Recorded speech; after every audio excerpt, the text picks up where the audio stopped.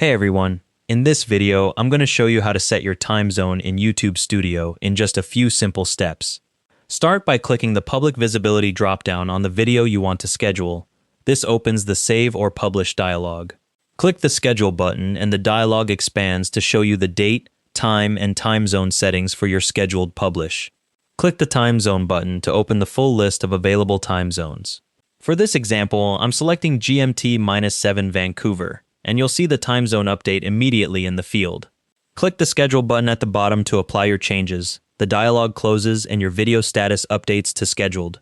Your video now shows the scheduled date, time, and the time zone you just set. The time zone you set here only applies to this individual video. If you want to change the default time zone for future scheduled videos, you'll need to do this each time, or check your general account settings.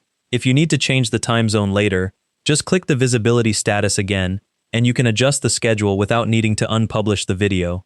YouTube Studio displays all scheduled times in the time zone you select, so make sure it matches where your audience is or where you are when managing uploads. And that's how to set your time zone in YouTube Studio.